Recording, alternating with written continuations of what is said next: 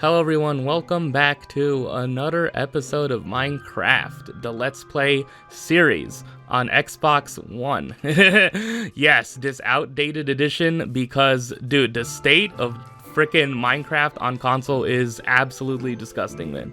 Like, I looked at it frickin' for a little bit and it's like, why? Why does it look like that? Like, why does it look like that? Man, yeah. I'm back. It's 2026, January 14th of 2026. Not the best stuff is going on in the world right now. I understand that, but I don't know. What can I honestly say about it? You know, ice is horrible. You know, yeah. I feel like we knew that already, but you know, yeah. I mean, that's basically a thing. I guess I feel. I wasn't pressured into feeling that way. Like, I feel like it's always like ice has always been just like not good, you know. So you know, and that's the thing that kind of plays into, you know, an event, you know, that I don't necessarily want to get into because, you know, I just want to talk about basketball and frickin' books that aren't discoursed on Twitter and frickin' Pluribus and frickin' anime frickin' I'm watching. It's like, I don't know. That's all. That's just what I want to do. It's 2026, man. I'm gonna enter the latter half of my 20s this year. Like, I don't know. It's like I have been slipping and falling back into seeing a lot more tweets than I did back in 2025, and it's like, oh god. So it really is just roulette of just like, sometimes you get a really funny tweet, sometimes you get a tweet that just makes you feel shitty.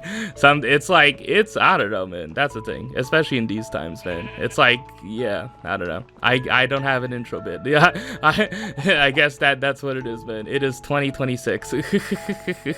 Arctic Monkeys' first album is 20 years old.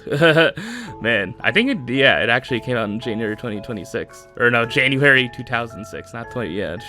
It's the 20-year anniversary of that, so, yeah. Also, related to something I'm also going to talk about, yeah.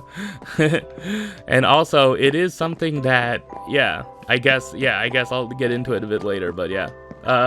What do I have, man? What do I have? I have been getting a little bit better, man. I think I'm keeping up this trend, not trend, but this habit of just writing down the general things I want to touch on my whiteboard that I have, you know? So, yeah. Jokic is not going to win MVP because of the games played rule. He is currently in the middle of missing like a month's worth of games because of a bone bruise in his knee. I mean, that's the thing. When he first went down, it could have been a lot worse. Yeah, I mentioned like him on Christmas, right? The game on Christmas against the Wolves, just putting up 56, 55, 16, and 15, right? Yeah, like, yeah, I mean, you know. And that was also like the Thunder lost again to the Spurs on Christmas, right? And like, yeah, I talked about that the last episode. But yeah, as of last night, the Thunder beat the Spurs pretty handily, so hopefully, like, it's not, I don't know. I'm not rooting for OKC in this, but like, I don't know. Again, like, I think of the baseline thing is that I want the parody freaking thing of like the defending champions losing in the second round. I kind of want that streak to end. I kind of want OKC to make the conference finals, preferably against Denver, but yeah. I don't know, yeah, with like the standings right now, yeah, the Nuggets have still been the third seed, yeah. And I guess, like, you know, since I am generally a fan of the Nuggets, you know, there have been a few things, you know, that have come from the Jokic injury. Mainly that they won a game without all their starters out against, you know, a Philly team with Joel Embiid and Tyrese Maxey and Vichet Chum. I think Paul George, but yeah, basically like the Nuggets had a hospital roster against Philly. They intentionally sat Jamal Murray out, who's been playing a lot more minutes, obviously, with Jokic injured, right? And then the Nuggets led by freaking Jalen Pickett and Hunter Tyson and Zeke Naji, who was on the team like since like what 2021, 22, right? But like, you know, he hasn't been playable, right? Like the thing about him is that he hasn't really been playable, and he hasn't gotten minutes since he got drafted, right? Like, yeah, it's like like Zeke Naji suddenly has become like he's gone from unplayable, like doesn't get any minutes, to like they're suddenly playing him, and he's actually been pretty good in those minutes. So yeah, that's the thing. The Nuggets won that freaking game against the Sixers when they absolutely like punted on it, right? Oh man, just yeah, Jalen Pickett, man. Yeah, I don't know, man. I don't know. I've been thinking, yeah, I guess like in terms of the Nuggets players, yeah, Jalen Pickett has shown a lot of good development, and Peyton Watson, yeah, Peyton Watson, I feel like is the main storyline of their bench players, because he is freaking he can like is consistently putting up around 30 points a game. Like, I don't know, and that's the thing, it's gonna lead to him probably getting a bigger contract, right? And like the Nuggets, you know, if they don't, that's not the best for the Nuggets, because it'll mean that they're gonna push up against the first apron, you know, yeah. So, you know, and the aprons, if you didn't know, restricts you in certain ways. Yeah, I don't know. I don't want to explain it right now, man. I'm not fully on Bobby Marks, but, you know, it just limits you. And the Nuggets don't want to be limited by entering the first apron. But, you know, that's the thing. Like, yeah, the way Peyton Watson is playing right now. Yeah. Oh man, it's interesting how these players for the Nuggets, who, you know, like there was a struggle with Michael Malone, their previous coach, right? Where like he didn't like playing those young players, you know, he wanted veterans like Bruce Brown and DeAndre Jordan, right? Like he wasn't totally on the side of playing the young players that the GM Calvin Booth drafted. Man, so yeah, that was a power struggle, but both of them are gone. And yeah, I don't know, it's nice to see Peyton Watson have this development, you know. He probably is like, he could be a candidate for most improved player.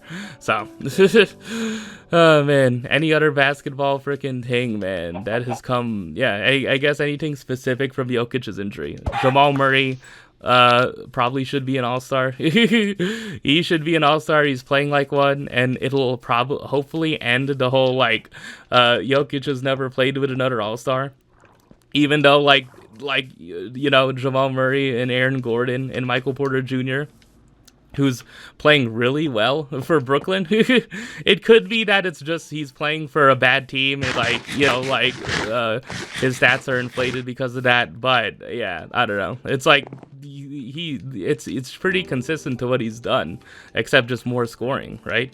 Like he's always been, I checked on Basketball Reference, he's always been a career like 40% 3-point shooter when he's healthy, and it's like, yeah, he's just continuing that. He's just a really freaking elite shooter from Trae. So yeah, shout out to Michael Porter Jr. On the court. Maybe not off the court when he's talking into a podcast microphone. Maybe not. Maybe not shout out to him there. But on the court, shout out to him.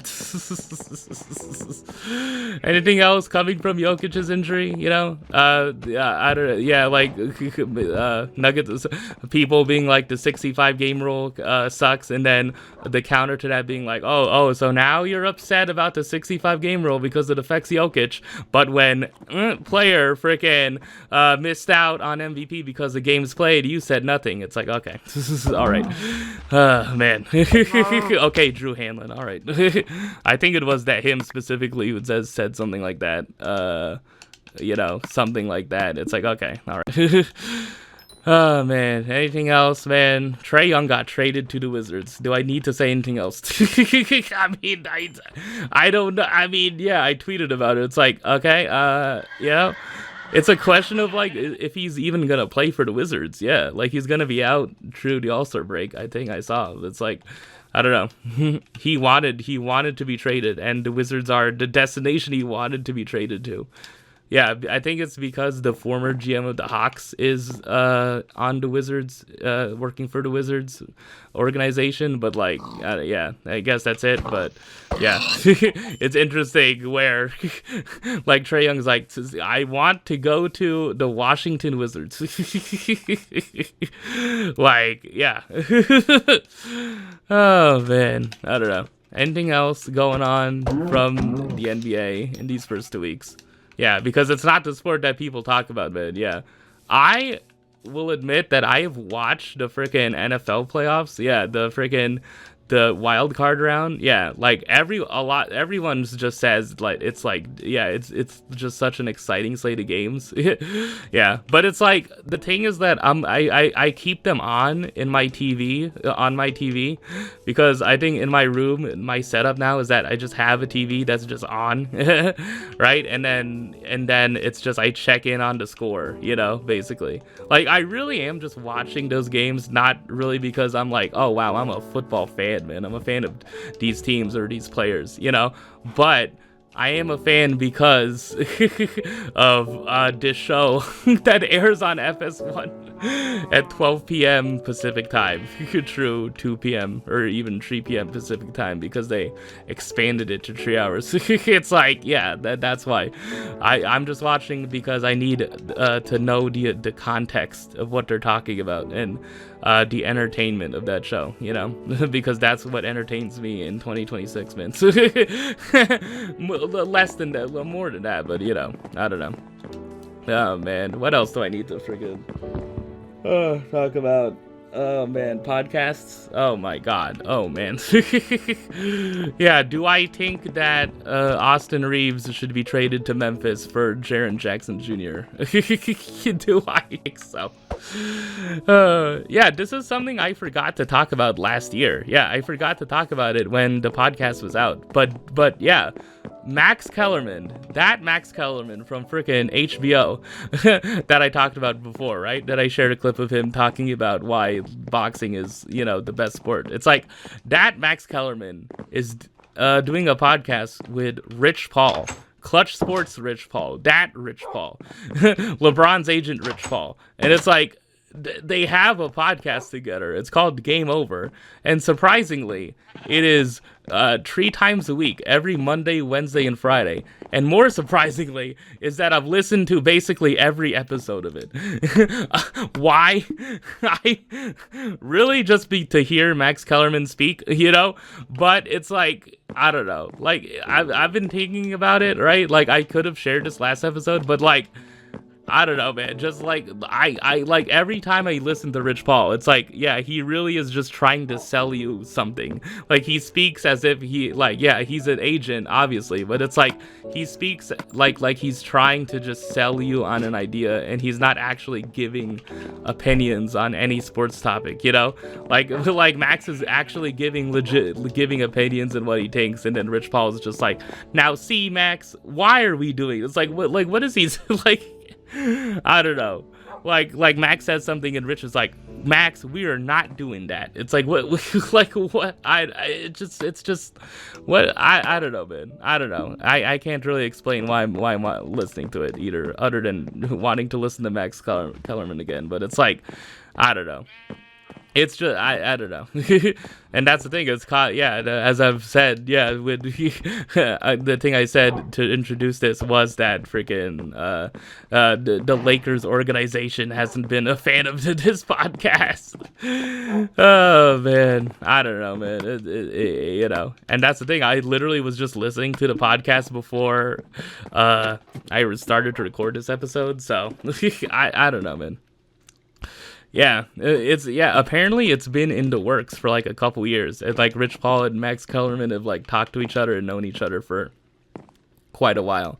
I don't know how that happened. I just am just like living in LA. Yeah, it's like Max. I think Max lives in LA now. It's like, I don't know. It's just weird just how this is a thing, and I'm just listening to it. Yeah, it really is just that it's not another podcast to listen to that's not freaking part of the thing I referenced when I was talking about Dropout. At least I don't. Yeah, no, it's not. It's not. It's a different category, man. Like, yeah, people podcasting about sports, man. Sometimes it can cross over. Yeah, I mean, like I would assume, yeah, like I talked about Barstool, right? Like, look, it's not. It's on Der Ringer, man. Are Der Ringer and Barstool like antithetical to each other in terms of like, like culturally? I don't know. I don't know if they are. I think they are. I don't know. But like, I feel like there is like a lot of crossover. I feel like people just see it as just like media in general, sports media in general. But I don't know.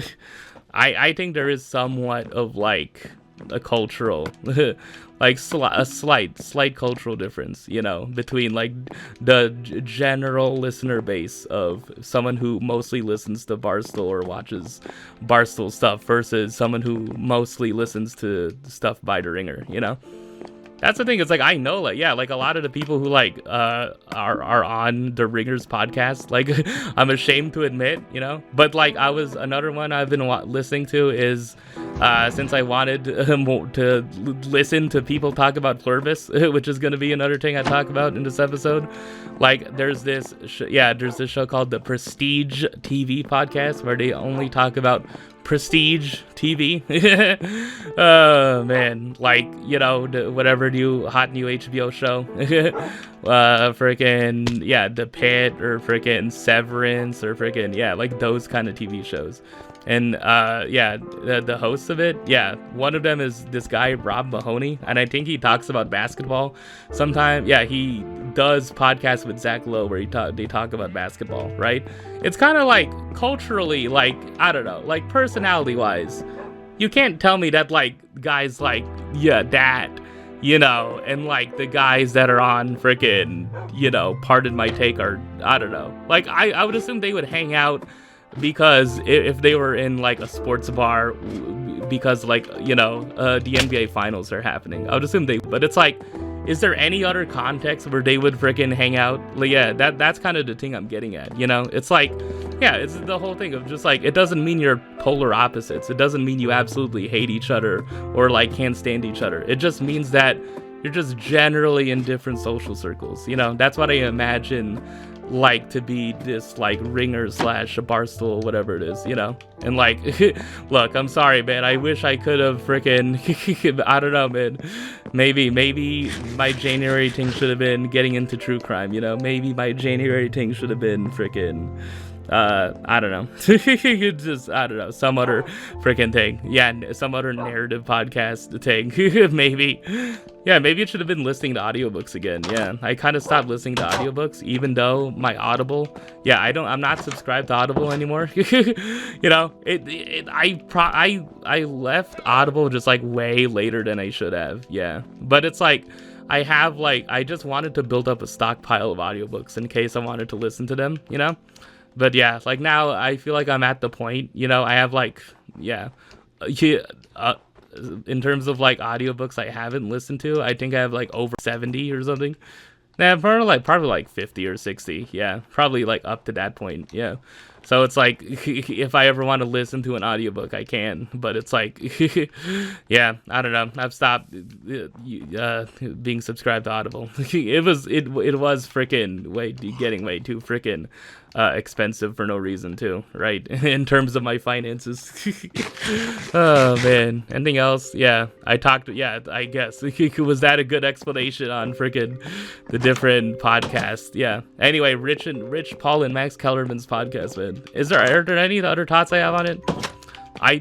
Generally, yeah, what Max says and thinks about sports topics is interesting, but Rich Paul, like whenever he says something, it's like I don't know, like I really don't think he's just saying anything of substance, man. Like the only times he says anything of substance is when it comes to like things related to being an agent. There's like a thing he talked about with marketing, right? Like there's like he talked about marketing, and like there was like another time where before the Trae Young trade, when it was like announced that he was likely going to be traded, but he wasn't traded yet, where the episode was called "How to Make a Trade," and on the video podcast, he had a whiteboard. It's like, let me explain to you what the parts of a trade are. So first you have the asset. It's like, okay, all right. It's like, do we really need to, like, come on, man. Like, can't we just get this explanation from Bobby Marks? Like, do we really need an agent's perspective on this? Like, I don't know. Yeah, it's just way more interesting to have like an NBA like front office, like former NBA front office executives insight rather than to have a sports agent's insight, you know? Like, at least in my opinion, it's just way more interesting. Like, it's like, because like you can't, like, no matter how like Rich Paul tries to say, like, I'm sure I mostly believe him in terms of like him and LeBron are not the same voice, but like he has LeBron's best interests. Obviously he should, because he's his agent, you know? It's like yeah, I understand that. But it's like, I don't know. It's like everything he says, you have to remember. It's like why is he saying this? He's an agent, you know. Maybe he can't say anything he wants, you know. Maybe he's saying something because, you know, he would prefer a certain thing to happen over another thing. It's like, yeah, maybe. Who would have thought that an agent would have that, you know? But with Bobby Marks, like, I don't know, like, yeah, like, maybe he's probably biased, you know, in some ways, you know. It's not that it's impossible for him to be biased in what he says, but, like, everything he says is just like, here are the facts about the second apron, here are the facts about this team's cap situation, here are the facts about this player's contract, and whether they're on a two-way, and whether the incentives make it hard for the contract to be moved, and, you know, like whether, you know, like a team has enough draft capital, and whether like the second round pick swap is going to convey in 2029. It's like, that's the thing, man. That's the thing I would rather listen to, rather than Rich Paul being like, you know what, Max? It's like, see, Max, this is my problem. It's like, like, okay. All right, like, I don't know, like, I'd rather listen to Bobby Marks, man. I'd rather listen to Kevin Pelton, friggin', you know. I don't know, man. That's the thing, man. I don't know. I'm not listening to it to listen to Rich Paul talk about basketball, man. It's something, it's where it's like, okay, cool. Like, to me, he's just a sidekick, man. He's I'm sorry. Oh, man, dude. Oh, God. That's how I view it, okay? That's how I view it. I don't even, why is it called Game Over, man? I don't know. Oh, man. Yeah, that's also another thing that all of the Ringers, like, shows. Yeah, the Ringer is Bill Simmons' podcast network, I guess, as it's called. He created it after Grantland. Like, Bill Simmons created Grantland, which was this website for, that was, like, you know, sports focused mainly, but also covered pop culture in general. So, like, movies and TV shows.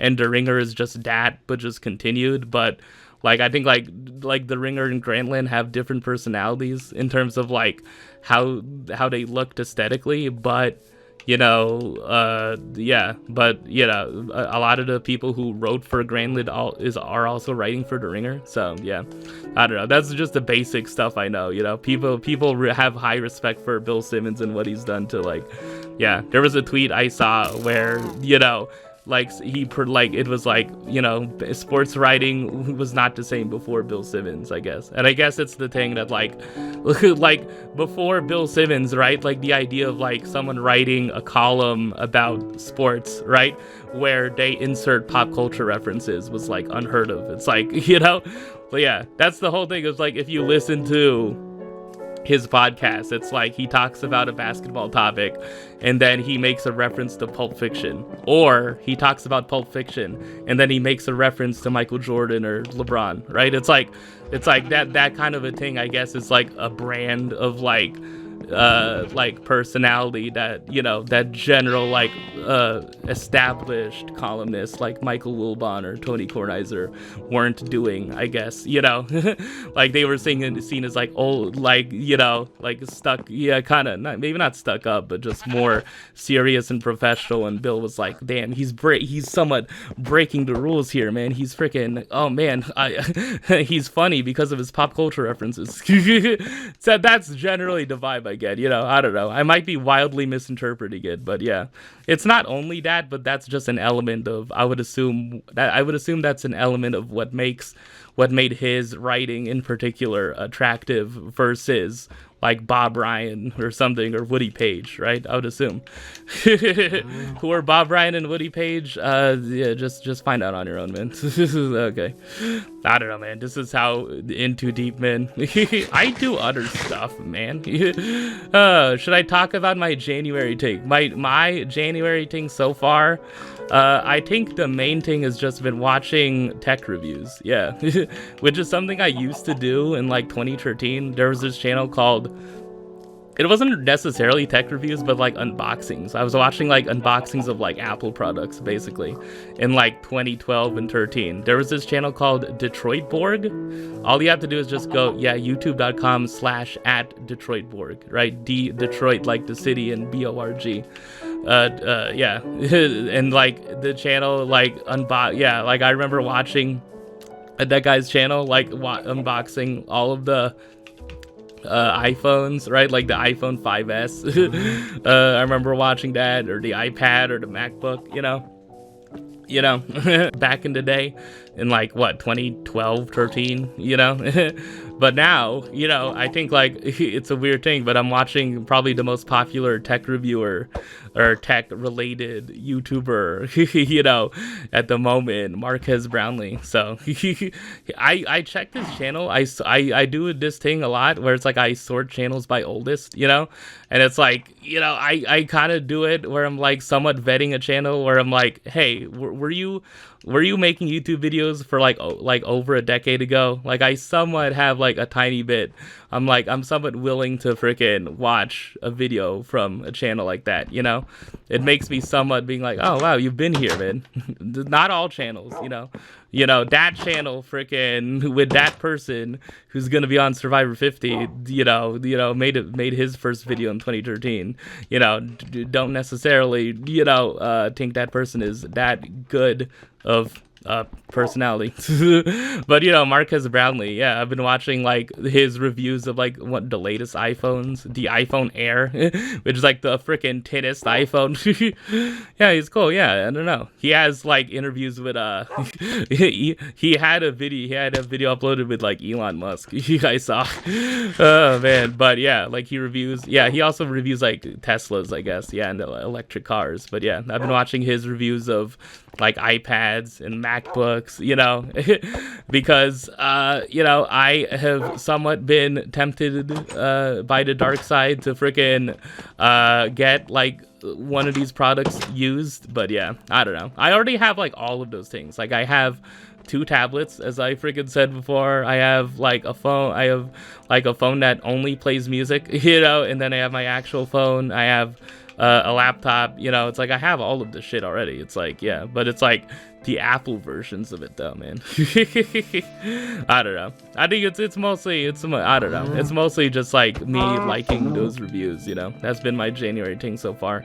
I've been watching his reviews, and like he like was doing like tech tutorials, you know. Yeah. It's cool. He's also an ultimate frisbee player, I learned. So that's interesting. Yeah, it's cool, man. Yeah, it's cool how he's freaking, you know, I like his, like, yeah, like the way he talks is, you know, there's no flashiness to it. It's just like, here's just what I think, you know. It's nice. It's really nice, man. Yeah. Yeah, it's like I recommend if you are just like thinking about getting those things, or just maybe you just want to watch videos related to just various tech, freaking smartphone, you know, tablet, you know, whatever things, you know, like you can check his channel out. Yeah. It's at MKBHD. Yeah. Oh man. Anything else? That's my tang for January. I'm doing so far. Yeah. Oh man, anything? Yeah, I guess I can get to, yeah, I talked about Rich Paul and Max Kellerman's podcast. Oh man, I guess I can get to Pluribus. Yeah, I guess, yeah. First, I just wanted to talk about Rhea Seehorn winning a Critics' Choice Award and winning a Golden Globe, which she did not win for Better Call Saul. That's basically why I am on the record, like, I do not care really about awards, man. I just don't care about freaking awards, especially for actors and acting or directing or films, you know. It's like, because it's like, yeah, that's just not my freaking thing, man. That's the thing. Even, yeah, like the game awards, man. It's like, I don't know. Like, the concept of award watching in general, man. Like, I don't know. Like, other than the pure Belpre, I just don't care about awards, man. Other than any, like, Asian American, Pacific Islander, freaking book stamp, honor book, whatever.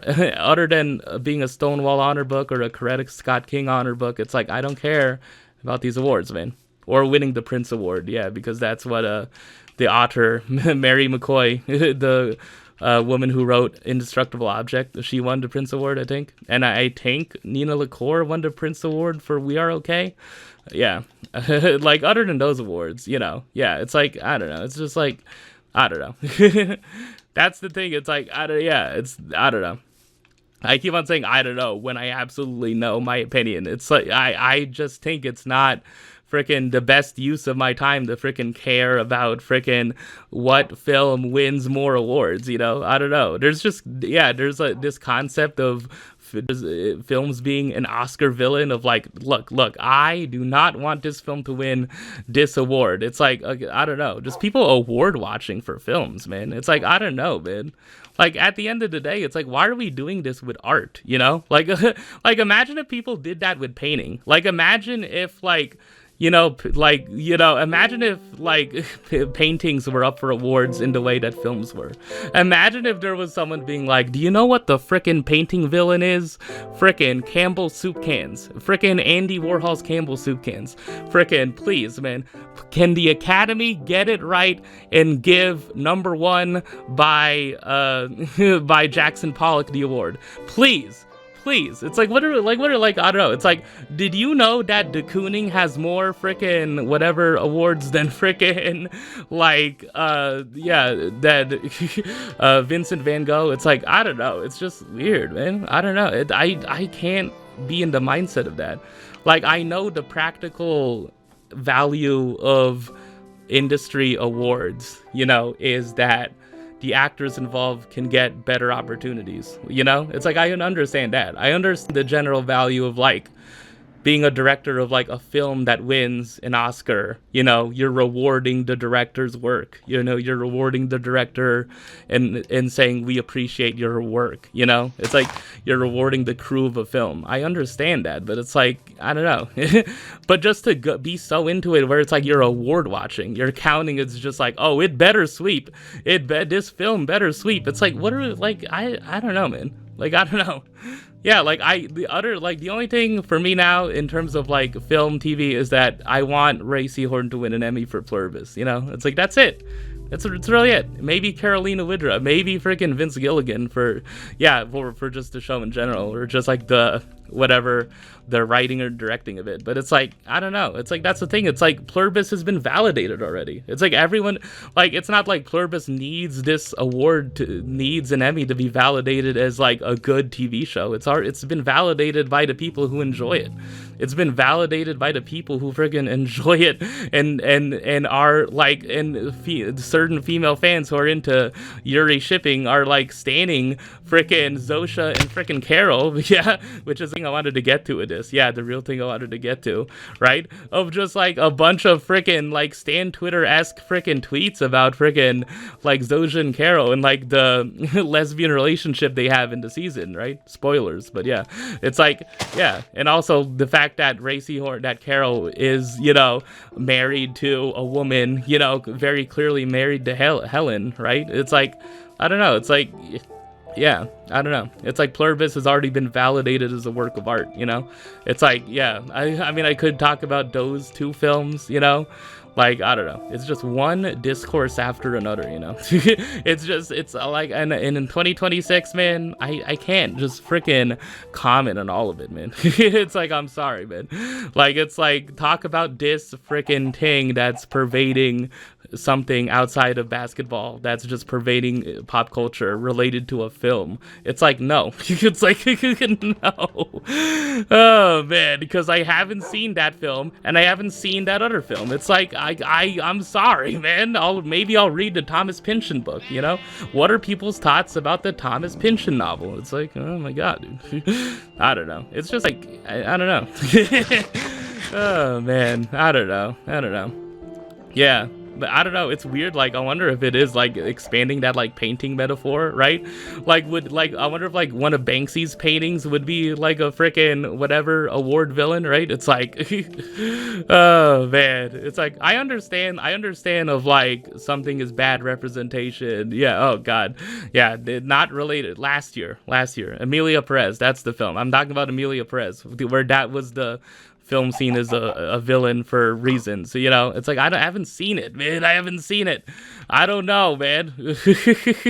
you know what I spent last year doing? I read Caramello, man. I don't know why people, you know, well, no, I you know, it would be nice if more people, you know, talked about Caramello in the same way they talked about The House on Mango Street. But I am perfectly fine with not many people talking about Caramello. I'm perfectly fine with not many people talking about Indestructible Object, you know, because I talked about it. And I feel somewhat special, okay? I'm sorry.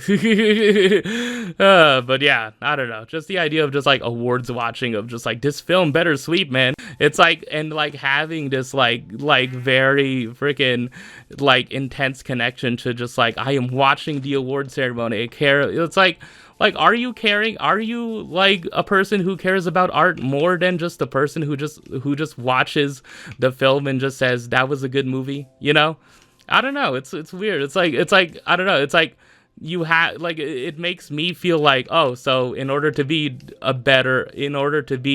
the ultimate appreciator of art, you need to watch these award shows and you need to care that this film wins an award. Like that I feel like that's kind of the message it's giving off to me, you know? It's like you have to have a letterbox. You have to freaking give reviews on films. You have to, it's like I don't know, man. I don't know. That's the thing.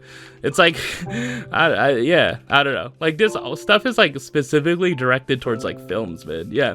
And like, did I talk about like, you know, like people who are like people into films, right? Where they talk about like cinematography, and it's like the only cinematography I care about is in Vince Gilligan shows, you know?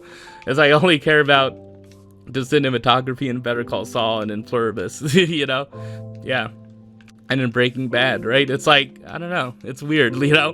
Like in order to appreciate art on the ultimate level, you need to be watching these award shows. You need to be like, well, this won at the Golden Globe, so this has to win at the Oscars. It's like, I don't know, man. It's like Oscar predictions are like a thing, you know? There's like a whole YouTube channel that's just, what do? We predict the Oscars. It's like, what? Huh? Hello? It's like I guess, sure, I don't know. It's just a thing I don't necessarily get, man. It's like, I don't know. Oh man, I haven't seen either of those films. Like maybe I'll see them like years down the line, but it's like, I don't know. Yeah. That's the thing. It's like I saw The Social Network. Yeah, the Social Network is like a film I really like, but it's like, I don't know. Like I feel like in 2010 I wouldn't have been like, look, this needs to win Best Screenplay. If another freaking film wins it'll who cares, man? Like I know people care. I know that freaking there probably are practical effects, practical freaking results from it leading to like, oh, you can, you know, your name get freaking bigger, the actor's name gets bigger because of this award win. It's like, oh, like I don't know. It's a bit, I don't know. That's the thing. But the thing is that, you know, it to me, that's not the way I appreciate the things I like, you know. That's not an important part that's not an important part of enjoying a certain artistic medium, you know. Like me enjoying books is just reading them in libraries, you know, outside and being like, wow, that was a good book, you know? That's the thing. Like me reading Caramello, like what, in like late September through like early to mid-October, right? I just like, you know, was outside, I sat down someplace, or like I sat down in my university, you know, just like in a quiet place and just read a chapter and just like appreciated the prose, you know. I'm just like, and like word by word, sentence by sentence, chapter by chapter, you know. Just like, you know, lines like freaking homemade half-ass, you know, just freaking hit me, you know. They just hit me like freaking holy shit, man. It's like, you know, this is freaking, you know, one of the greatest books ever written. It's like, yeah, I don't know. That's how I appreciate books, you know. That's the thing. I don't know. Yeah, it's just, all this is just, I can't get into the mind of someone who is just intensely focused on what films win these awards, man. It's like, I don't know, like it really feels like a gang war. It's sort of like, you know, like it really feels like such, like, yeah, maybe not a gang war, but it feels like a true freaking thing. Like, I don't know, like it's like for like, dude, it feels like freaking Yankees Red Sox of just like, this is like such an intense freaking, yeah, maybe this year in particular, of just like, these are the two films, you know, Sinners and One Battle After Another, that are battling it out. Like, if one ends up with more awards than the other, then that film is the winner in culture or something. It's like, what are we doing? What is going on? Like, come on. Like, I don't know. It's like, God, dude, I don't know. God. Yeah, and that's the thing. It's like, I don't know. It's weird, you know. What happens of just like, yeah, I don't know. I don't know what the general consensus is on Everything Everywhere All at Once. Is it corny to like it? Is it not? You know, it's like, and that's the thing. It makes you the discourse around films winning awards makes people who, you know, are coming across these things for the first time being like, well, you know, I want to like it this much. I want to like it, but, you know, people had this conversation around it during the Oscars. It's like, I don't know. It's like that kind of, I don't know. At least for me, it would be like that, of just like, wow, you like a film that freaking people hated that it won the Oscar for it? It's like, yeah, or something. It's like, I don't know. It's like, okay.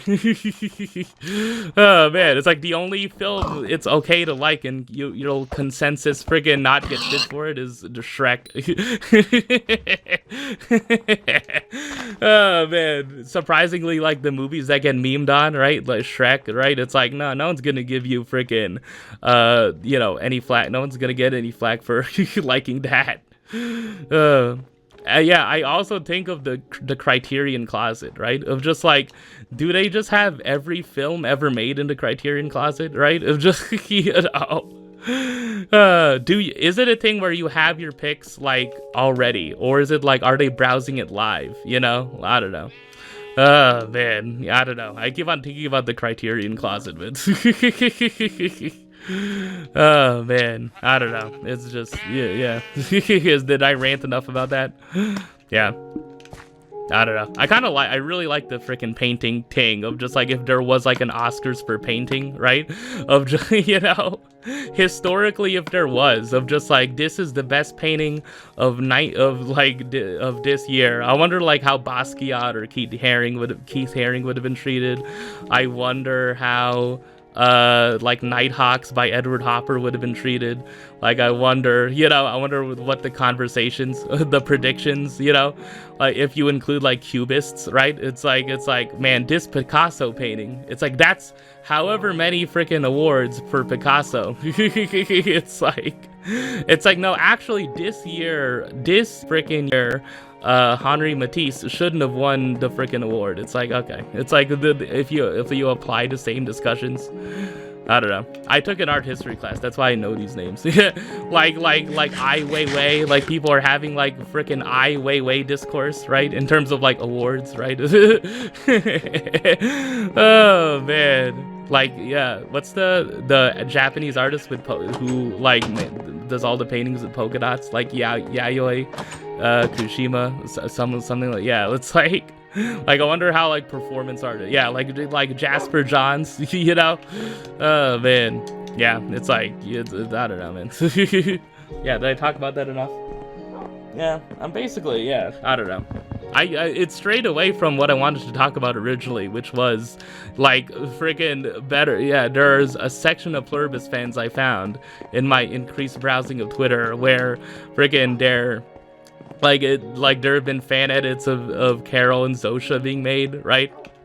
And they've been set to freaking Boy Genius songs like True Blue or Cool About It, right? It's like, okay, I never thought this would be where we'd be with a Vince Gilligan show. I never thought, but yeah. Yeah, that's the thing. It's like people have been like, yeah, like this section of fans have loved, yeah, like Pluribus because of the lesbian representation it has with Carol, right? Yeah, and that's the thing. It's like, you know, it just had like there is like, it's been like Zosha and Carol's relationship has been like called toxic Yuri. It's like, damn, it's like who, like, I don't know. I don't think Vince Gilligan is necessarily aware, man. I don't know. It's like oh man. And there've been like the same like Stan Twitter-esque freaking tweets where it's like people are just overly watching. It's like, my god, the way that Carolina was the first to freaking, you know, the way that Ray jumped when her name got read. It's like people are posting the clip of her winning, and it's like, oh my god, this means so much to me. It's like, I'm gonna cry. It's like, okay, it's cool, man. Yeah, that's a cool thing. I'm not yeah, true. I'm not like joking about that at all. No, it's a really cool thing. But it's just, I think the funny thing comes from like, who would have thought this would have came from the guy who created Breaking Bad. It's like, who would have thought that like Vince Gilligan would have like a Stan Twitter freaking fan base, like a section of his fan base for a show be like legit freaking like pop heads, Stan Twitter freaking-esque freaking fans who really like the Yuri ship of Carol and Zosha. It's like, who would have thought? Oh man. Yeah, not me. Oh man, is there anything else about Pluribus that I should have gotten to? You know, yeah, the Prestige TV podcast. You know, I was listening to that. Yeah, true. After every episode. Oh man, anything else I should? Yeah, anything else with Pluribus? You know, yeah, season 2 is probably not going to be this year. Hopefully it'll be next year. Yeah, late next year. That's the thing. And it's just TV, man. Like a season of television takes not 1 year, man. It used to be a thing that like a 22 episode season of TV could be released like year after year after year, like in consecutive years. You know? Oh man. Like even I don't like a season. Yeah, even like shows like Lost. Yeah, like Lost or One Tree Hill, which were like hour-long episodes, like 42-minute episodes, like they released from year to year to year, right? Yeah, but it's like, yeah, now it's just you have to wait freaking multiple years, you know. Oh man, I've been going for a bit. I want this to be a shorter episode too.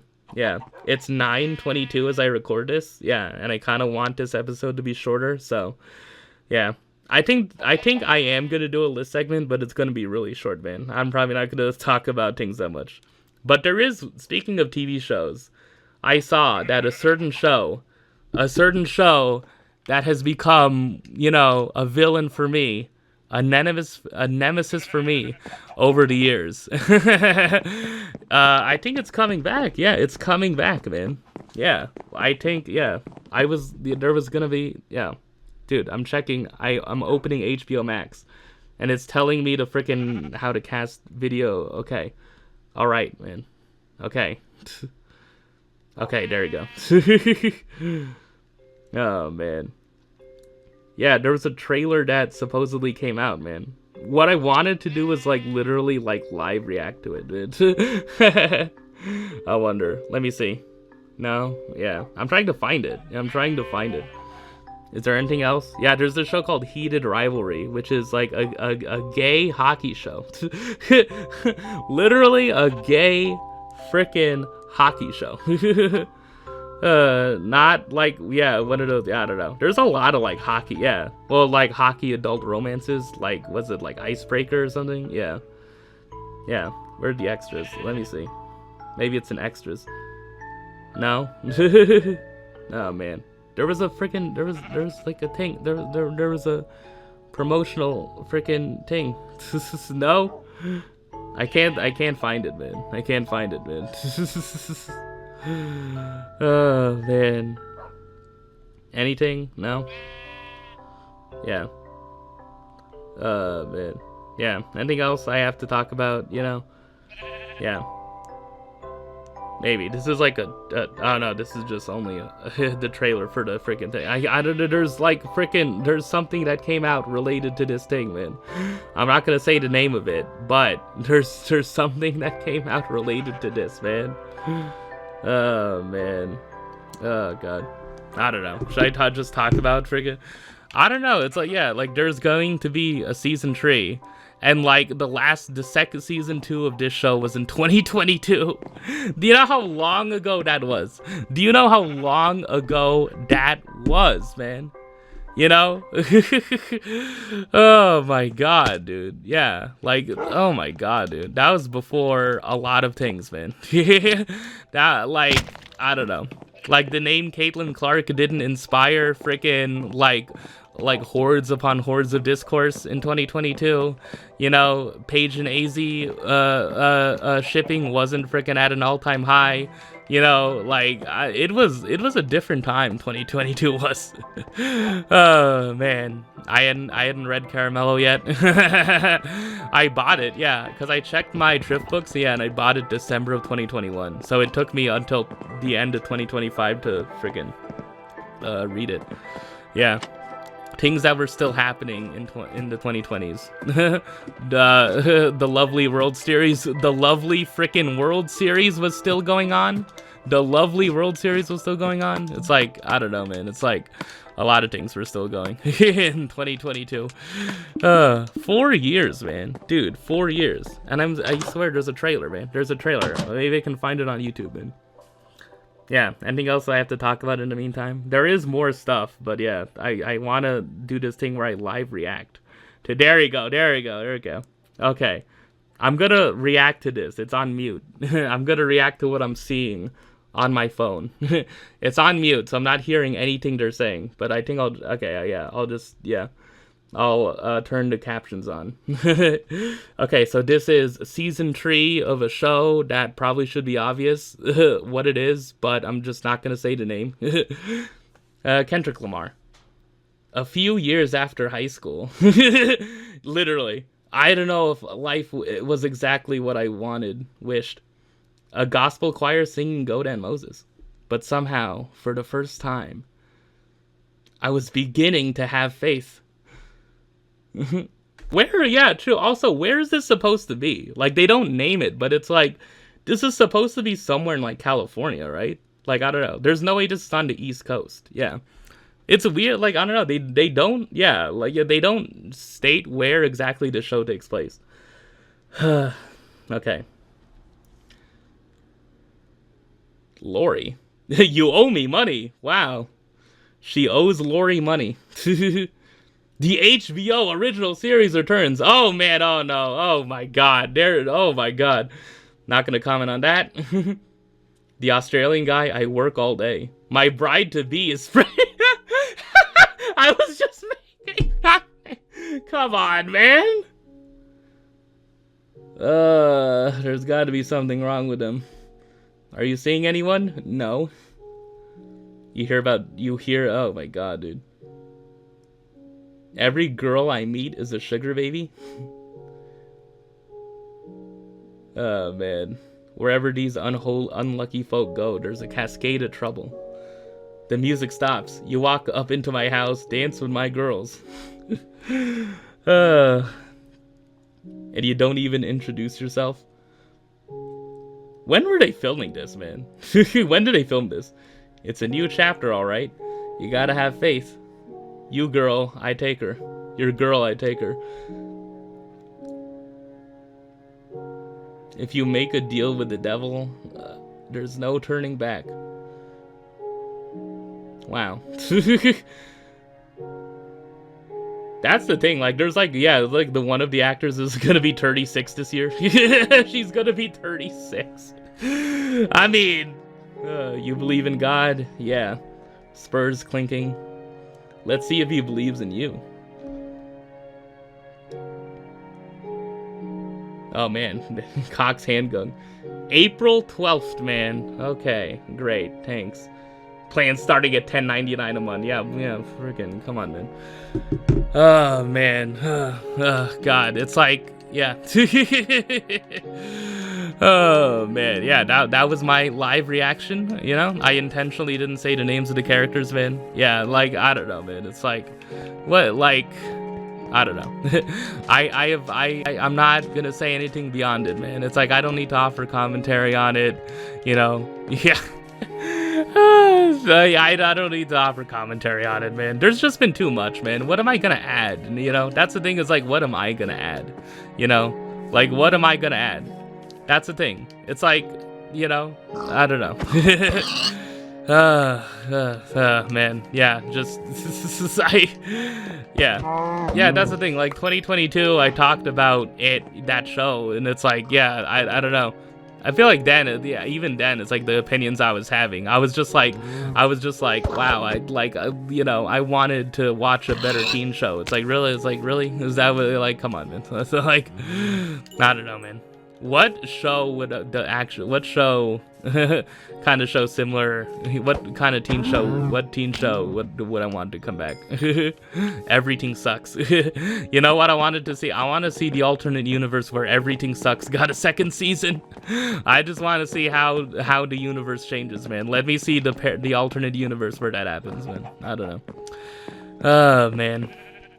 Yeah, it's a thing where it's like none of those people need the show, other than like maybe like the supporting characters, right? Like all the main cast, like parents or whatever. It's like none of those people need the show. It's like, yeah, like one of them is literally the freaking daughter of Judd Apatow. It's like it's just like none of them need the show. Like none of them need it. Like none of them like probably have any freaking interest. You know? Like I don't know. Like, I don't know about, like, the behind the scenes of The Summer I Turned Pretty, but Lola Tung had more of a fun time on set than friggin' any of those people. I mean, just saying, man. I don't know. It's like, yeah. Oh, man, dude. I don't know. Yeah, that's the whole thing of just like, yeah, I'd rather, you know, I don't know, man. Yeah. Yeah, me just watching anime, man. It's like, that's how I get freaking, that's just what I watch now, man. Mostly, you know. I'd rather watch Uma Musume than that, man. I'd rather watch, you know, surprisingly, I'd rather watch Naruto than that, yeah. And that's the thing I want to talk about. Yeah, I guess I'll take a little bit of a break and come back. But yeah, okay, on to other things I want to get to. It's not that much, yeah. I talked about things that are 20 years old, right? Yeah, well, something that is, well, this year it's 21 years old, but it is my favorite album of all time. I tweeted about it, that I got the 20th anniversary edition of Sound Alarm. Yes, they made that. They actually made that, you know? It actually is a thing. There's 2 CDs that come with it. One is the original album minus Little Tots, but Little Tots and a whole bunch of B-sides are on the second disc that comes with it. So yeah, there's songs like Always New Depths, and yeah, basically a bunch of the B-sides I talked about when I went over my top 10 Block Party B-sides. Yeah, like Always New Depths, Tulips, 2 More Years, the Answer, The Present. There's this instrumental song called Every Time Is the Last Time. Yeah, and it includes Appeal Session.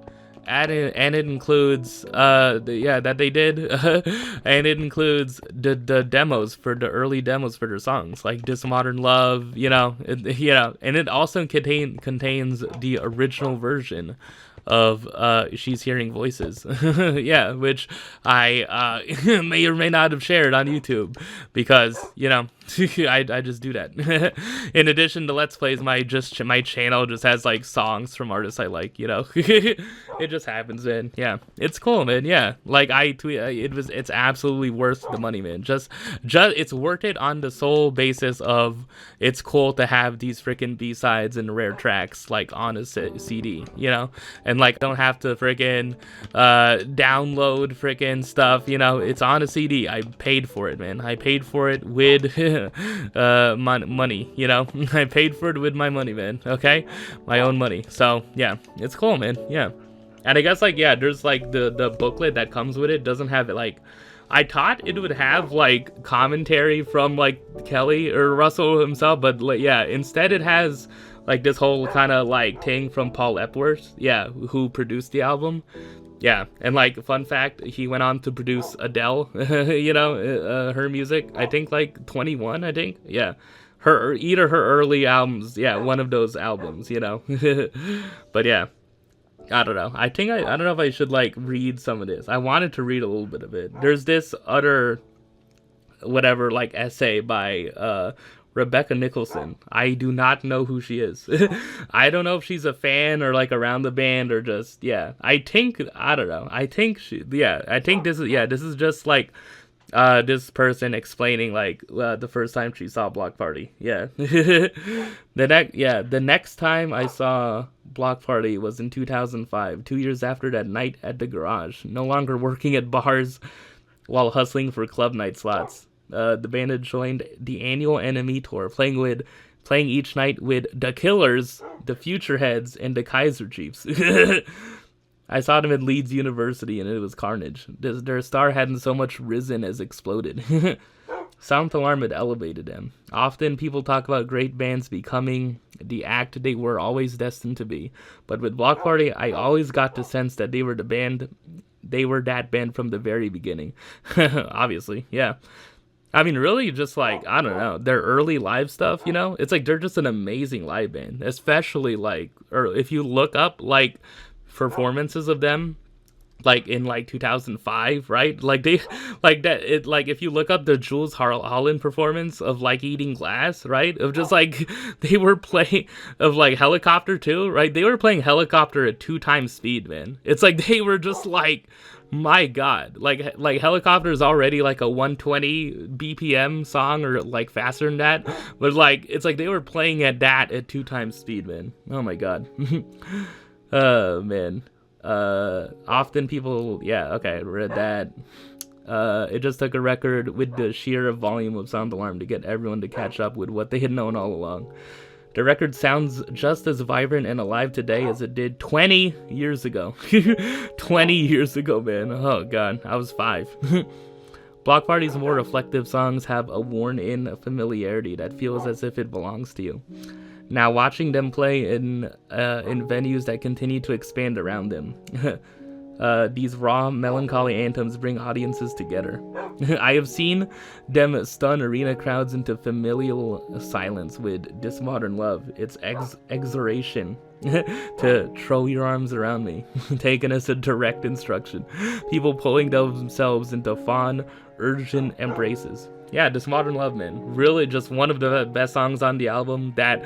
Like, every song is a 10 out of 10. Like, certain songs are 11 out of 10. Like, Eating Glass is 1, Helicopter is 1, I'd say Banquet is 1. Like, yeah, and This Modern Love is absolutely, like, an 11 out of 10 song for me. So, yeah. Oh, man. When they played with Paramore in 2023, Haley Williams joined Kelly to perform Blue Light. Wow. I did not know that. I want to find out on YouTube. Their painfully beautiful and empathetic breakup song continuing to shatter new hearts. Yeah. I think, yeah, Ian Cohen did like a retrospective like thing. Yeah, because like there's this website, music website, Stereo Gum, and like they do these like anniversary pieces for albums, and like Ian Cohen did the 20th anniversary one for Sound Alarm, and like he talks about how weird must it have been for Kelly to like somehow like learn that frickin' oh wait, Haley Williams of Paramore says that frickin' like Sound Alarm and like Block Party were just one of her favorite bands. Like what? Hello?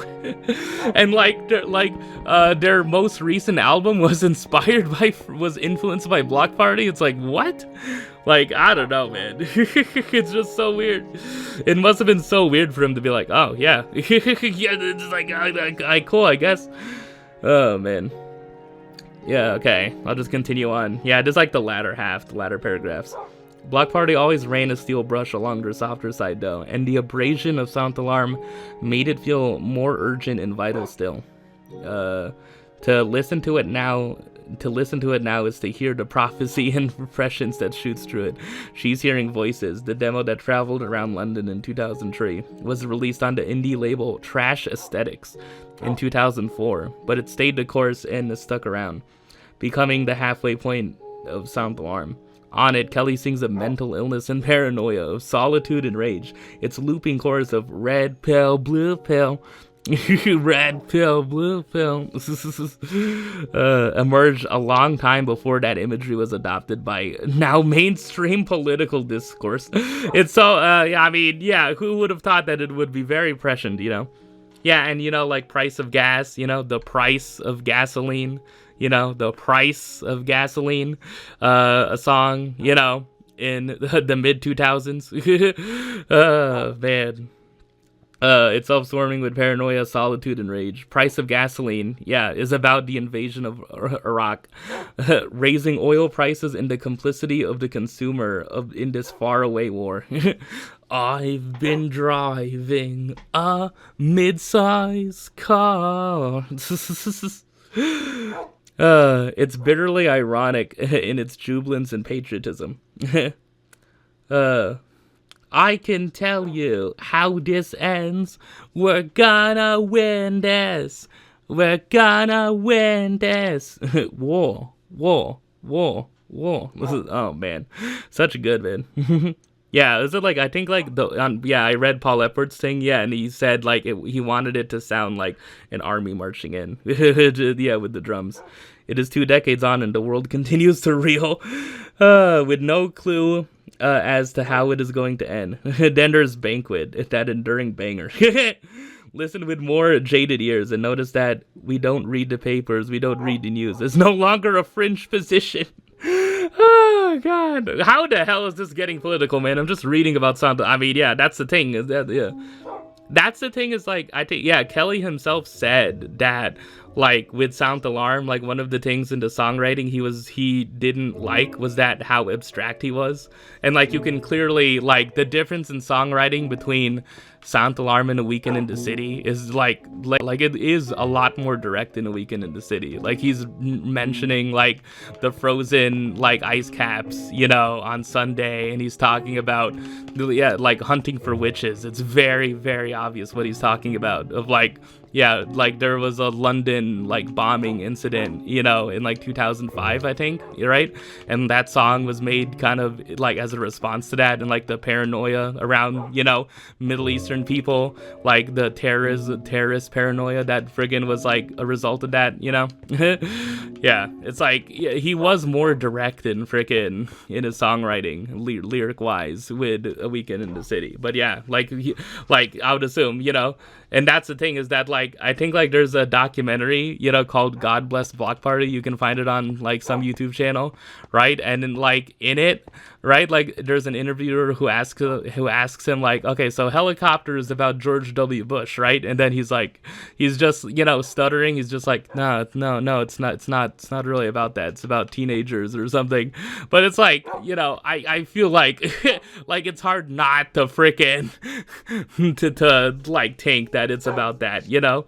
So, like he was writing about deeper things, he was, but it's like, you know, I think it's just like he was more direct on A Weekend in the City, you know? Yeah. If parts of the record are about alienation, despair, and squalor, about feeling desperate and isolated, then it's hard to shake the feeling that it was way ahead of its time. It has never felt more relevant. But in a club or an arena from the early days to now, Block Party have always had an uncanny ability to bring an audience together in one sweaty, dancing, heaving mass. That too is there in Banquet, which circles around before collapsing into a shout across the void. And if you feel a little left behind, we will wait for you on the other side, 'cause I'm on fire. Sorry for singing. Who could feel alone when they're singing it with thousands of other people in?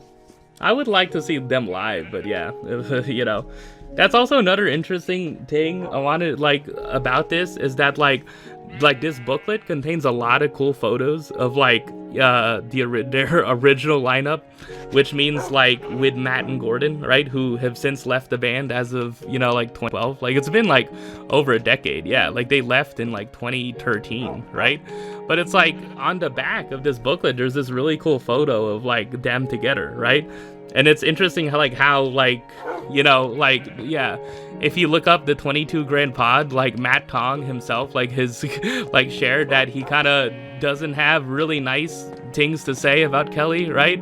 It's like he kind of like burnt the bridge with him in terms of just like communicating with him. But it's like it's interesting how like this like album, you know, enduring album still has a 20th anniversary edition with like, and they got photos of their original lineup when, you know, like I would assume like Matt and Gordon are clearly like ready to move on, but you know, yeah, it's the thing, like cynically it's just like, obviously why would you freaking not make this, right? Like like it's a cool freaking thing, you know, it's for, you know, for the fans of this album and this band. It's really cool to have this, you know.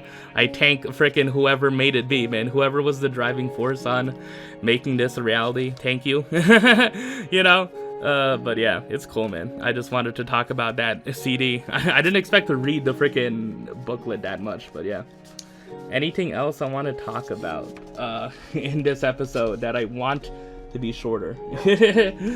Oh man, I'm trying to jam the freaking booklet in. I'm trying to jam it in. I can't. Yeah, it's not in a jewel case. It's in a cardboard freaking sleeve, man. It still looks good though. Oh man, yeah, this Modern Love, man. I guess I could just remember that song is just amazing, man. I've been listening to it a lot recently. Oh man, yeah. Hopefully you'll know why in the coming weeks, you know. So yeah. Man, anything else I want to talk about? In terms of songs that are bangers, man. I talked about how I've been watching Naruto. I watched the first 26 episodes. And in episode 25, the OP of the show changes. And the current OP of the show, as of when I'm watching it right now, is the song called Haruka Kanata. And it's by this band called Asian Kung Fu Generation. It is a banger. It is just a freaking banger, man. Like when you like, I don't know, man. I feel like it's just like I'm like 10 years old or like I don't know. Yeah, but that's the thing, like in the US, yeah, when Naruto was airing on Cartoon Network, it didn't have like the Japanese freaking OP. So it had this own separate kind of thing, right? This intro. But like, yeah, it's like, dude, this freaking OP, man. It's just the freaking textbook, like this is the OP to a shonen anime, and it's so freaking good, man. It is such a freaking banger, man. It is probably climbed as just one of my favorite anime OPs now. I think I put the Tatami Galaxy OP, which is also by Asian Kung Fu Generation. That's like a much more chill song. But yeah, like this, it's just, it gets you freaking, like the visuals of it too, right? And how it just showcases like each of the squads, like the freaking squad, you know? Yeah. Like, yeah, the current arc I'm on now was the Chunin exam, you know? It's like, yeah, it showcases all the squads, all the characters. There's these characters, Rock Lee, Gaara, Hinata is, Naruto's future wife is in the freaking show more. It's like, yeah, it's freaking, yeah, I don't know, Haruka Kanata, man. That's what I wanted to share. I think I'll talk about the other anime, I guess, I've been watching in the beginning of the year, a bit later, but yeah. Anything else I want to talk about? The book I'm reading? I'm reading this cool book called Kween, Kween. Yeah, and it's cool because it's about a Cambodian teenage girl. Yeah, it's about this queer Cambodian teenage girl who like really likes to freaking rap. Yeah, it opens with her like spitting some rhymes and she's filming it for a TikTok, right? And like somehow it gets like, you know, more views and likes than she expected, right? And like, yeah, I haven't finished it. I'm only like 140 pages in, but yeah, it's this girl, Soma. She's Cambodian, and her family lives in Lowell, Massachusetts. And Lowell, Massachusetts is where Mickey Ward, the boxer, and Freddie Roach, the boxer and also trainer, comes from. So that's just an interesting thing. Yeah. So, and supposedly, like, yeah, apparently from the book, I learned that Lowell, Massachusetts has like a strong like Cambodian community, which is really cool. Yeah, and it's it's the first book I've ever read that like is about like, you know, a Cambodian character, you know, a Khmer. I'm sorry if I get that wrong. Khmer, like you know, a person. You know, it's really cool. Yeah, yeah, and like I think like the book is just about her like finding her voice and like becoming more confident. You know, in that kind of way, man. It's more. I think it is more of like a lower YA thing categorically from what I've read so far, but like that's a cool like that's not it's not too freaking, that's not in any way to comment about the quality of it, but you know, I'm enjoying it so far. Yeah, it's the first book I've decided to read in 2026, and when I add it to my Goodreads, it's probably gonna say that there's like only like 1,000 or so, or if that, freaking ratings. But you know, I've read it, man. I'm sorry it's not as discoursed as freaking A Court of Thorns and Roses, man. I'm sorry I'm not reading that book. I'm not reading Icebreaker or Great Big Beautiful Life. I'm sorry that I'm not reading that, or freaking People We Meet on Vacation. That like film, like that like freaking teaser on Netflix where it's like the freaking woman is just like why is she like on her like she's she's like on her headphones. She's wearing freaking headphones and she's like singing out loud to a song. It's like she gets embarrassed when she sees the guy, but it's like, dude, you're in an airport. Like, you're not embarrassed that you're freaking singing aloud in an airport. You're only embarrassed because you see like your freaking you see the male freaking friend / love interest. It's like, what, hello, like. I don't know, man. I'm sorry. I'm ignorant. Okay, like don't take what I say about anything Emily Henry related seriously. Okay, it's like, look, like it's just I just found that funny. Okay, I just found that funny. it's just like, oh man. Like, imagine if I was doing that. Yeah, just singing a Block Party song. If you promise to paint me as a work of art, and I'm like someone like dancing to it, like as a work of art, and then I'm just like getting into it, and I turn around, and then it's like, oh no, oh god, oh, oh god, I was just waiting for my luggage. It's like, I don't know, man. It's like. I don't know. I would think there's more context to it, yeah, but that's just it's the same thing. It's like I saw a clip of a frickin' girl really wanting a cookie on an airplane. It's like I'm not gonna explain that further, but you know, oh god, I don't know, man. That's the thing, man. It's like, you know, where do I get rom-coms these days? From anime, unfortunately. Is it possible to have watched Toradora and have read Beach Read or Funny Story or Great Big Beautiful Life? Yes. Have I met someone like that? No. Is it possible to have both watched My Dress Up Darling and have read The Hating Game? Yes. Have I met someone like that? No. Will I be that person? Unlikely. Okay, I'm sorry. It's like, okay.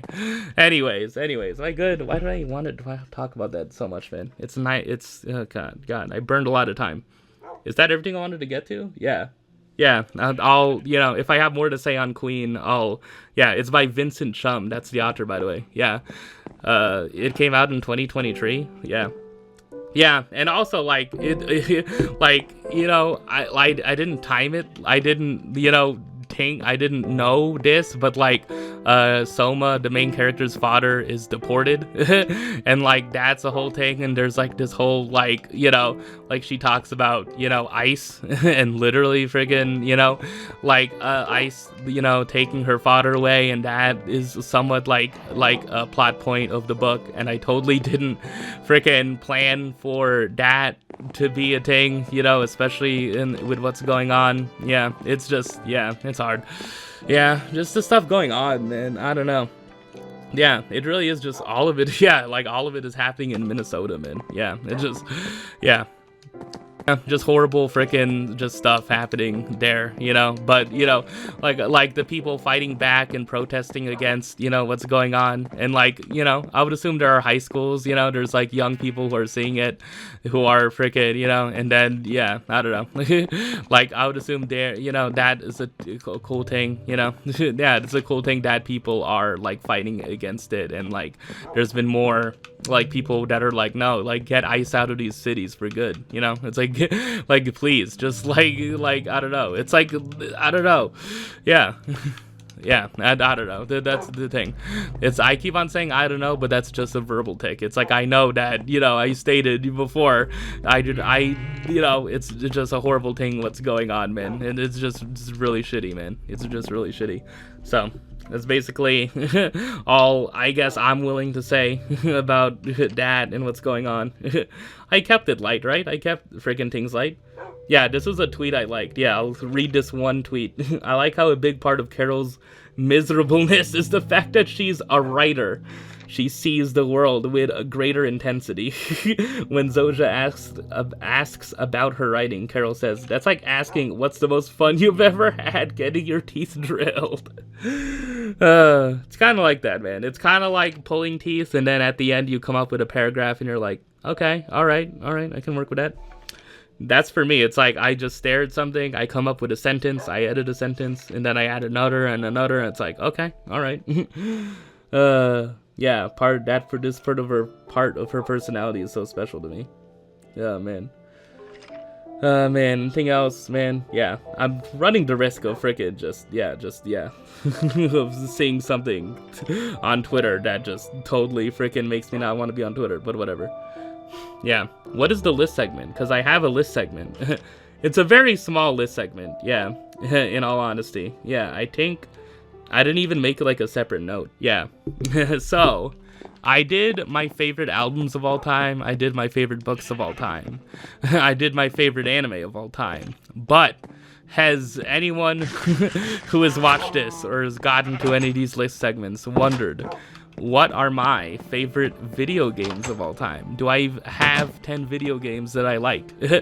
Yes, I do, man. I somehow came up with a list of video games. So, and just as a preface, I am not going to expand this. I am not going to expand this at all. This is going to be 10, and it's just going to remain at 10. So, yeah.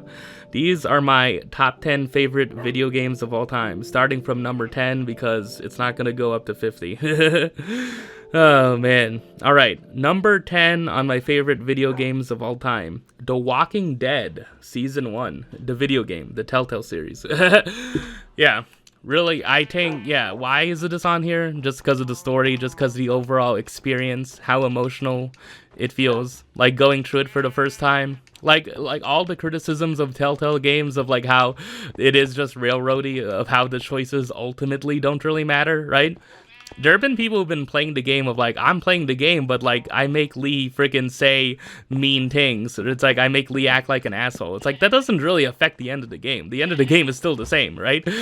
Like the story, the overall emotional impact of the game at its core is because of, you know, the relationship between Lee and Clem, you know. And surprisingly, like I haven't played The Last of Us, you know. Like I have a PS3, you know, I didn't buy it. Yeah, I think, yeah, I have a PS3 that I did not buy, but it's like, you know, I never bothered to, you know, get The Last of Us or even try to play it. So yeah, like it's that, I think it's that similar with like Joel and freaking Ellie, right? In The Last of Us, right?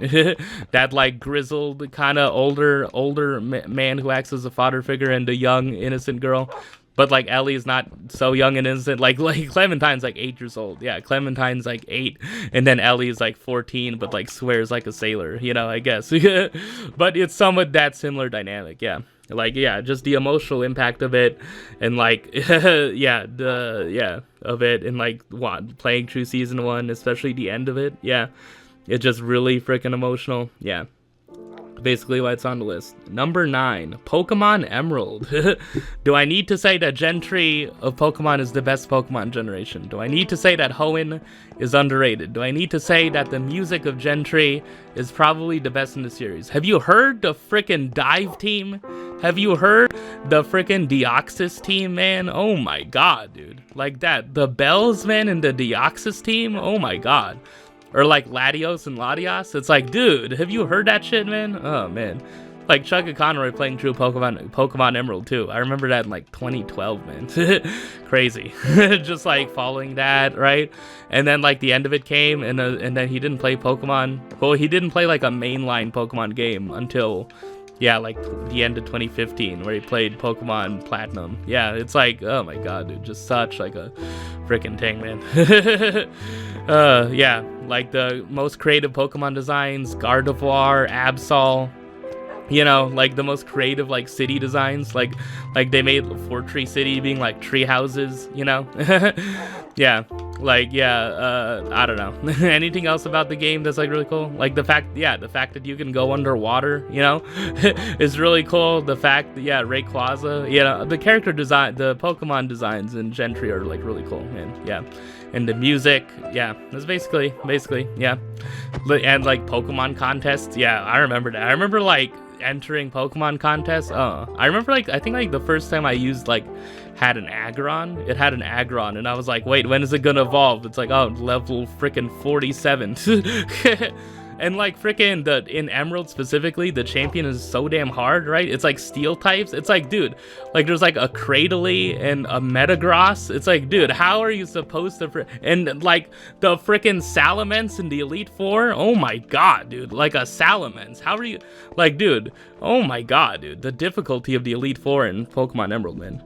I mean, Pokemon Platinum gets like a lot of reputation for being hard with Cynthia, but I don't know. Like, I mean, like, there's a Togekiss in there, though, right? Like, but, like, with freaking Steven, especially in Emerald, it's like, oh my god, dude, these freaking Pokemon. Yeah.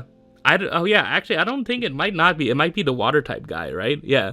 It might be, like, Water-type Pokemon. Yeah. Oh, yeah, well, then it's easy. Whatever, but, like, there's, like, a battle with Steven with, like, Steel types. Yeah, with, like, Metagross and, like, Cradily. Yeah. I don't think that's the champion in Emerald. Yeah, I think the champion in Emerald is, like, Water-type. I don't know. I'm not, like, I'm not caring that much to check. But, yeah. Okay. Pokemon Emerald, cool. Gen 3's Pokemon Gen. Along with Gen 4, but yeah, Gen 5 definitely not. Yeah, come on, man. Gen 5, come on. Number 8 on my list. Emily is Away Tree. A game, one of 3? Yeah, one of like 3 games on here that I played. 4. One of 4 games on here that I played on this channel. Emily is Away Tree, man. Emily is Away 2 is also a really good game. I played that, but like Emily is Away Tree, just like the Facebook era in particular, and like just the music and frickin', yeah, just how the story plays out. Like, I don't know how it's just, you really feel the emotions of like being a high schooler in the late 2000s. It's just so fun, man. Yeah, I just had so much fun playing through it for the first time blind, right? I played through it blind, and then freaking just, yeah, like discovering like like, oh my god, Emily, right? And like that situation with Emily and Jeff, and like the freaking, yeah, like I was taking it seriously, man. Like that wasn't a bit, that wasn't freaking me performing at all. It literally was just like, dude, Emily, what, like what, like oh man, I don't know, like me getting the ending that I got, and then like Emily's just like, oh, I don't know, man, I don't know, are we still good? Maybe not. See you in college, I guess. And then me talking about all the indie music that was there, and me reacting to the viral videos on YouTube. Oh my god, it's just such a fun time, such a good game, such a fun game. Hopefully Emily's Away 4 can be made. I don't know what that guy Kyle Seeley or whatever is like doing. Emily is Away 4 needs to be like what does Emily is Away 4 need to be? I guess it can be Instagram. I think it should probably be like something like 2012, 2013, like early Instagram, right? Something like that. You know? Yeah. In like you're chatting on like, oh my god, make it look like an iPhone looked. Yeah, make it look like how iMessage looked in 2013. That would be so good. It'd be so nostalgic, man. Oh my god, like you're freaking typing on a freaking iPhone 5. Oh god. I'm just getting too into it. Number 7 on my list, a strategy game, a real-time strategy game, Medieval 2 Total War. This game is so fun, man. Why is it fun? Because I played through it legitly like a couple times, but the most fun thing for me to do is to use cheats. I think it's like Madras or something. Like if there's like a cheat I use where you press like the tilde key on the keyboard and then you type in Madras or something, and it's a cheat code that gives you like elephants as a unit. And you take those elephants and you frickin' absolutely dominate any frickin' battle you face, you know? Yeah. It's a strategy game that takes place in medieval times. So like all countries or like it's like the Middle Ages. So like Milan is in it, and like Milan is notoriously a frickin' asshole. I remember my first playthrough of Medieval 2, like I think like Milan like allied with me in order to take over like a rebel frickin' settlement, but like Milan owned the settlement, and then like Milan went and declared war on me. You know, I was playing as France. Yeah, I think I played as France earlier. Yeah, at first, right? It's like I don't know. Yeah. It's fun, man. Yeah, if you play Total War, this channel, Menu True Nerd, has played it. You know, good. Like his playthrough of it's really fun. He also played Rome Total War. It was really fun, and which inspired me to play, to buy Medieval 2 in the first place. Yeah, it's pretty easy once you learn. Yeah, you learn like you just have to buy cavalry. You know, you just have to use cavalry a lot and like charge your cavalry into freaking spearmen from the back. and if you're fighting off against cavalry, you have to use like a wall of spearmen. And like taking over castles is fun, you know, like acquiring territory is fun. And then there's the Crusades, and like you have to like not upset the Pope, but you can like appoint like a Pope that's from your freaking faction. It's like, oh man, there's a lot of elements to it, man. Oh man. And like, yeah, there's a lot of freaking, it's a it's a strategy game. Yeah. Okay. Number 6, a very nostalgic game for me on the list from the PS2. And I think it's the oldest game here, right? Yeah. Yeah, pretty much. Yeah, Tony Hawk Underground 2. I could put Pro Skater 4. That would be the other pick. But yeah, I think Underground 2 with its soundtrack, Jimmy Eat World, and freaking Frank Sinatra, That's Life, The Explosion, Faith No More, freaking the Red Hot Chili Peppers, surprisingly. It has Rapper's Delight by the Sugar Hill Gang on it. It's like, yeah, like the soundtrack. Yeah, it's like, just really freaking good. Less Than Jake is on there. Yeah, Less Than Jake is also on the Pro Skater 4 soundtrack. All My Friends Are Metalheads. That's the song on Pro Skater 4. Oh, man. But yeah, Underground 2. Is there anything to talk about with the gameplay of it? It's like you go around in freaking like these different places like Boston and freaking Barcelona and New Orleans and skate and do goals. You know, you can get off your board. You can break your board. There's like a meter where if you press like the B button or the circle button, freaking a lot of times you freaking rage out. You can customize your character any way you want and you can make your character look so freaking weird, you know? Yeah. I think I also like American Wasteland would also be a challenger for this, and that soundtrack has, you know, Block Party and Green Day, and you know, it has freaking like modern punk and emo bands covering classic punk songs. So it has like Taking Back Sunday cover like a song, or so like MCR cover a song. Yeah. Yeah. And like it has The Doors. Yeah. Well, yeah, Underground 2 has Break On True to the other side, and then American Wasteland has Peace Frog, and I really like Peace Frog. I don't know, that's a really fun song. Yeah, The Doors. It makes me think that The Doors are like the classic rock band I enjoy the most. Yeah. So yeah, is there anything else to it? The gameplay's fun. I think I can remember playing it a lot as a kid, but I only completed the main game like once or twice. Yeah, like in terms, like the last level is what, Skatopia, which is a real place.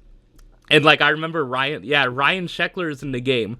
Ryan Sheckler, who was 15 at the time, was in the game. Oh man. Yeah, that's Tony Hawk Underground 2. Okay, number 5 on the list, Red Dead Redemption. Yeah, do I need to say anything about it? Yeah, why the first game and not the second game? Yeah, I think it's probably just because the story is just more, like, I think I like the story of the first game more with John Marston, you know? Yeah, and just the experience, somewhat the nostalgia factor, and like, yeah, I think like Miniature Nerd talked about it. Yeah, like the arcadiness of it. It's very, yeah, like the Red Dead 2 is very much more bogged down by realism, you know? Like Red Dead 2 is like reading like a whole big freaking novel, you know? But like, you know, like the first Red Dead game is way more like gamey, you know? It's more just like you go into a town, you do missions, you know? But like in Red Dead 2, it's kind of hard to like stray away from the main story. But in the first Red Dead game, it's much easier to do that. And like playing, yeah, there's all of the same things. Yeah, there's poker, there's five-finger fillet, right? And remember knowing how to freaking do five-finger fillet faster and faster and faster. Oh man, so good. Yeah. And like the story with John Marston, and like, you know, like can you really find redemption, you know? The fact that you go into Mexico and the music changes, right? And like the frickin' music in Mexico, and then there's like songs at certain points by Jose Gonzalez. Oh my god, yeah, really cool. Oh man, yeah. Really fun game. Yeah, obvious why. Number 4, very familiar game that I've talked about a load of times, but I guess I'll talk about it a little bit more. Life is Strange. The first game, the very first Life is Strange that came out in 2015, which is literally going to be 11 years ago. Oh my god. Why is this on the list? I don't know, man. I don't know. It's just a story about two girls who were friends, and then they were apart from each other, and then they reconnected, and one of the girls develops time travel powers and is burdened with this frickin' supernatural thing, and there's stuff going on. They have to solve the case of Rachel Amber, this missing girl in this small town, Arcadia Bay, Oregon, right? And like, you know, it turns out that, oh my god, it was the frickin' teacher who frickin' told on himself all along. It was him. It actually was him. Sorry to spoil it, but yeah. Yeah, I feel like this could be like a package deal. I could probably put Before the Storm also with this, you know, just for like, I feel like it's just the best like romance, like, and it's the best like story centered around a romance I've seen in a video game. You know, the romance between Rachel and Chloe and Before the Storm. I just love that frickin', I don't know. I am decidedly a Chloe and Rachel person over Max and Chloe person. Okay, well, I'm sorry, that's just how it worked out. You know, both of them are two girls. Both in both cases, they're frickin' two girls who are frickin' friends. You know, who became more than friends. But it's like, yeah, and that's the thing of just like the justifications people have over the ending. You know, choosing one ending over the other.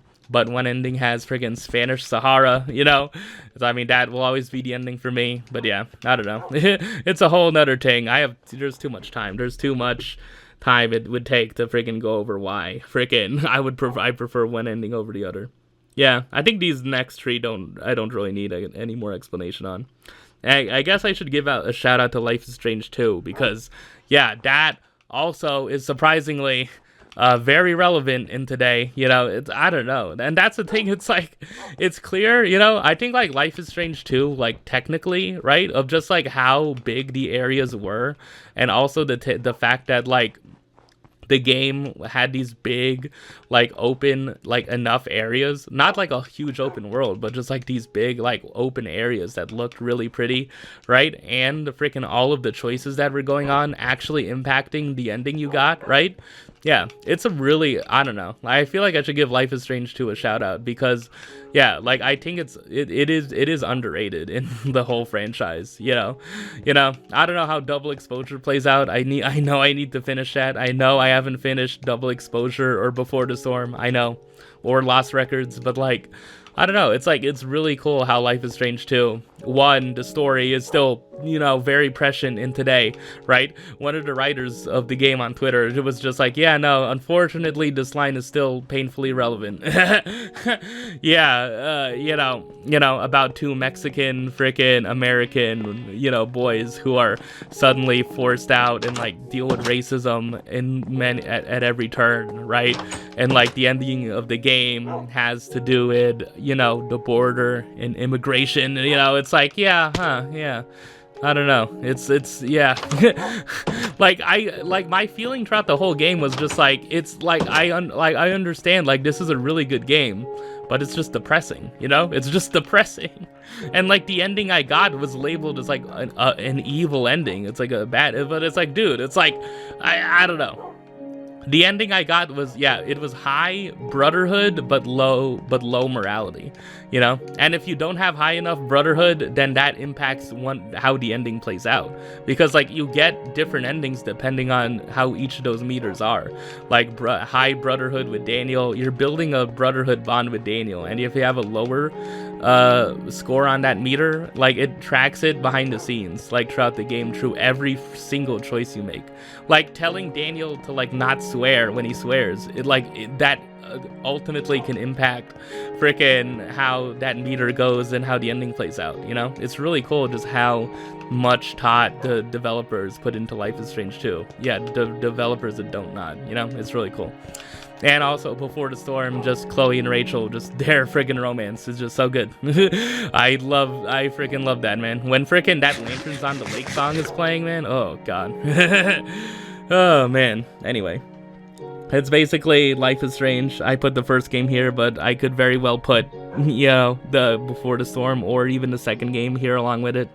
Number 3, Minecraft, but Xbox 360 and Xbox One, those editions, not the current console edition, not the current one that's just Minecraft, specifically Minecraft : Xbox 360 and Xbox One edition. Why? Because of this YouTuber and like Achievement Hunter and frickin', like the people who played it, and also me playing it, and also frickin', I built this whole, this isn't like a thing that I built in creative mode. I built this in survival mode. Like, this is a world that I created when I was 14. If people didn't know, this is a world I created like on Xbox One when I first got the game, and I was 14 years old. I played this game a lot, especially on the 360, man. Yeah.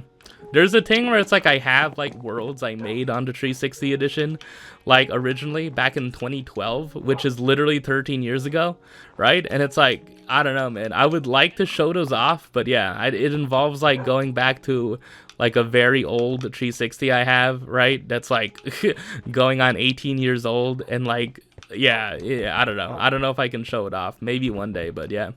It's just, yeah, this game, it's cool, man. I don't need to say much more. It's Minecraft, And also the people who made videos on it, specifically Stampy and Achievement Hunter, they were funny. So yeah. Number 2 on the list, Grand Theft Auto San Andreas. Why? All you had to do was follow the damn train. I'll have 2 number 9s, a number 9 large, a number 7, a number 6 with extra dip, 2 number 45s, 1 with cheese, and a large soda. Probably that. Oh, man. It's like, yeah, just, one of the best open world games of all time. The fact that you can take a plane and fly from all the cities, from Los Santos to San Fierro to Las Ventura is so cool, Like, what other game in 04 could you do that with? Like, you could take a plane and, like, fly through all these cities, man. Like, the world on it was just so big, man. The world was so, like, vast, It felt like it was such a big world, And you can drive a train in it, and you can go on dates. There's a certain mod that I'm not going to talk about. But, yeah, it's just yeah. It's probably the best, like, technical showcase for a GTA game at the time. Sorry. But yeah, that's why it's on the list. And number 1 on the list is Fallout New Vegas. Yes, yeah, very, yeah, now it's turned into like, oh wow, Fallout New Vegas is your favorite game of all time. Is it because that guy made a video on it? It's like, no. Yeah, but like, I think like when I think about it, it is like probably my favorite open world game, next to, San Andreas, right? I just love the fact that you can just, role play. Yeah. I don't know, Fallout as an idea, even though I don't watch the live action show, I just had such strong feelings and like nostalgia towards playing the game. I remember getting it for Christmas in 2010. Why did they give me a mature game for Christmas? I don't know. I think it was because my cousin, the same cousin I talked about, was playing Fallout 3. And I remember that I think like I got Fallout 3 not too long after that, and then for Christmas I got freaking Fallout New Vegas and NBA 2K11, man. Oh man, that was the Christmas of 2010, which was 15-16 years ago, man. Yeah, and like the fact that you can choose the specific ending you want, the fact that the ending slides showcase all your choices, the radio on it with all this really good music from the 50s and 60s, Yeah, Frank Sinatra, Dean Martin, I always just have the radio on. I think when I was playing the game, I had the radio on too, did I? I think I had the radio on. Yeah, Veronica is like one of the best like companions in any game ever, like in any RPG. Shout out to Felicia Day. Veronica's just such like a fun companion with such a great, sarcastic personality. Yeah. Its characters are so well developed, its world is so well developed, the RPG elements, like many true nerd and other YouTubers have showed off just like how well, you can play the game as an RPG, like how many different things there are, the reputation system, all the different factions and all, how well, that goes into how well developed the world is, and like while it's not technically impressive or that visually impressive, it's impressive from just like this is a fully immersive like RPG narrative experience, and that's the thing, like, is it janky as hell? Yeah, it's on freaking like Bethesda's buggy engine, yeah, of course, but it's like, like why do people love Bethesda games? Generally because of the world and the exploration of it, and like there's just so many, there's that too. But like there's a lot of like freaking narrative and like freaking so much world building, with like Vault 11 and the story behind that. And like there's a freaking a robot called Fisto. Oh man, it's like, I don't know, there's just so much freaking in it. Yeah, there's just so much packed in it, and it was developed in 18 months. It literally was developed in 18 months, like there's weapons and weapon mods, right? And like the DLCs, like Old World Blues, and Dead Money, which is just like one of the hardest freaking things I've ever played, it's like, I don't know, there's just a lot of fun things about it, man. There's a lot of just fun freaking stuff, all the DLCs put together are just really fun to play through. Yeah, it's just really fun. Yeah, true. I don't know if I nailed the here's why part, but yeah, that's basically it for this episode. That is hopefully not too long. It probably is like 2 hours, man. Oh god. I tried not to make it that long. If it's just under 2 hours, then it's an